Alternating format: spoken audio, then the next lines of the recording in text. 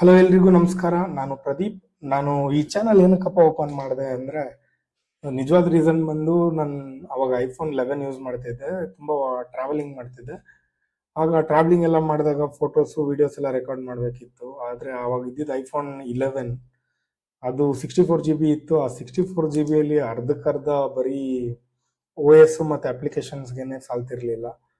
So ಇನ್ನು ಮಿಕ್ಕಿದ್ದು 30 GB ಒಂದು ವಿಡಿಯೋ ಹಿಡಿದ್ರೇನೆ ಅದು ಅರ್ಧ GB 1 GB ಹೊರಟೋಗ್ತಿತ್ತು.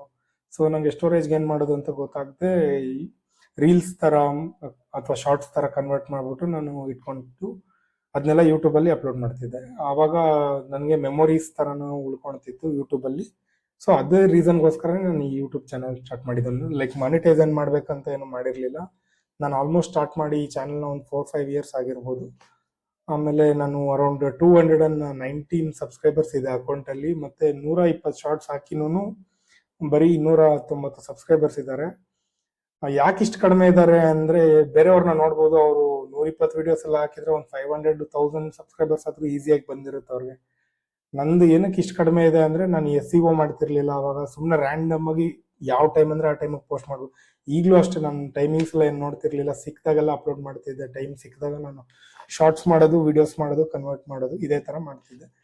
ಸೊ ಈಗ ನನ್ನ ಬಗ್ಗೆ ಹೇಳೋಣ ಅಂದರೆ, ನಾನು ಈಗ ಏನು ಮಾಡೋದು ಅಂತ ನನಗೂ ಇನ್ನೂ ಗೊತ್ತಿಲ್ಲ. ನೀಶನ್ನ ನಾನು ಇನ್ನೂ ಸೆಲೆಕ್ಟ್ ಮಾಡ್ಕೊಂಡಿಲ್ಲ.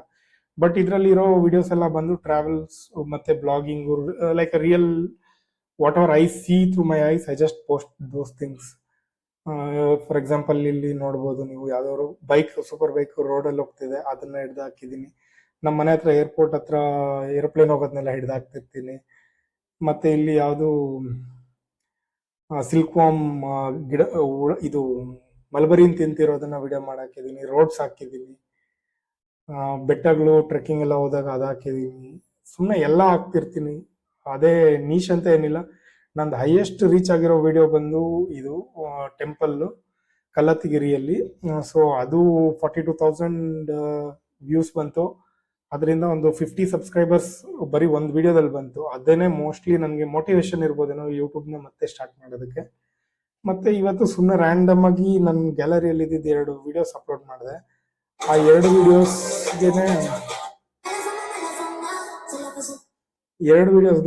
5 ಸಬ್ಸ್ಕ್ರೈಬರ್ಸ್ ಬಂದರು. ಸೊ ನನಗೆ ಅನಿಸ್ತು, ಯಾಕೆ ಸುಮ್ಮನೆ ಅಪ್ಲೋಡ್ ಮಾಡೋದು ಮಾಡೇ ಮಾಡ್ತೀನಿ. ಅದ್ರ ಜೊತೆಯಲ್ಲಿ SEO ಎಲ್ಲ ಮಾಡಿ ಪ್ರಾಪರಾಗಿ ಚಾನಲ್ನ ರನ್ ಮಾಡೋಣ ಅಂತ ಅಂದ್ಕೊಂಡಿದ್ದೀನಿ. ನೋಡಬೇಕು ಹೇಗೆ ನಡೆಯುತ್ತೆ ಅಂತ. All the best for me. And ನಾನು ಬಂದು ಸಾಫ್ಟ್ವೇರ್ ಇಂಜಿನಿಯರ್. 4.5 ವರ್ಷ ಎಕ್ಸ್ಪೀರಿಯನ್ಸ್ ಇದೆ. IT ಇಂಡಸ್ಟ್ರಿಯಲ್ಲಿ ವರ್ಕ್ ಮಾಡ್ತಿರೋದು.